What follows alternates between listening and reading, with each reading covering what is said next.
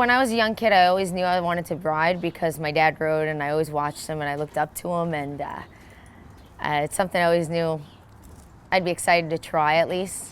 Once I hit a certain age, my dad told me it was a little too dangerous, and you know, I'm his little daughter, and he wants me to be safe, and he knows you get killed doing it. I'm going for it. And I sat him down and I told him, I said, this is it, that's all I want, and either you're behind me or you're not, but it's gonna happen. You use every muscle in your body, a lot of core, a lot of legs, and when you start galloping, like tougher horses, a lot of arms, and everything plays into it, and I've found muscles I never knew existed. Well, you know what, we wouldn't be here if we weren't a little bit scared of what we do. And it's just how you react to the fear. It's more of like an anxious or excitedness. And what the rush we get is when we push through it, and it's just too much fun. So I found my way. I got a nice call from an agent in Boston, and he brought me here, and I never worked so hard in my life.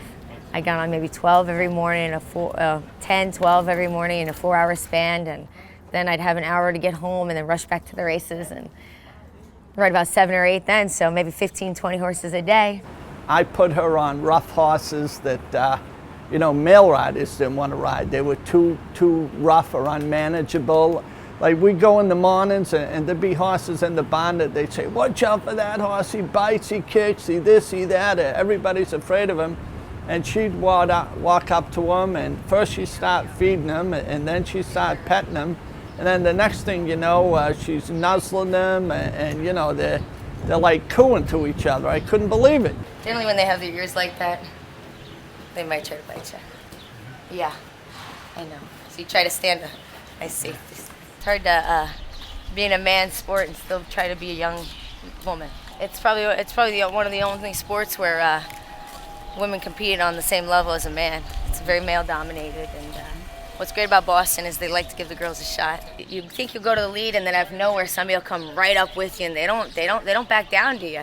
And then you better get in and out of your holes and commit to spots. And Jackie's tremendous. She's got a positive attitude all the time. She has since the day she showed up, and I think that's what's really got her a spark. She just gets along with a lot of the horses.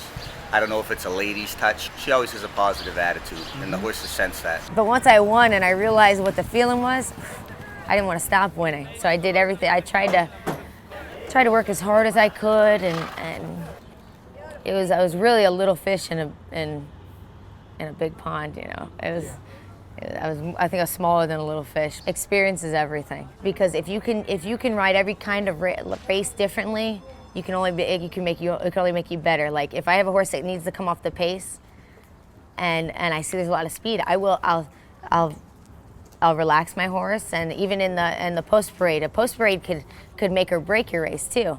If you got a horse that's too anxious and you don't want to break that sharp, you try to do a real nice quiet post parade. You jog. But if you want to go to the lead, you'll gallop. Sometimes you'll break away from the pony, and the pony's there to help you because sometimes horses are real tough in their and like racing tack. And obviously I want to be on the top, and on any circuit that I ride, and hopefully I'll be able to ride in some of the bigger races, the well-known ones like the Breeders' Cup and the Derby. That's like a main dream that most riders have. You got to work your way to the top. Like I got lucky enough to find a little home here.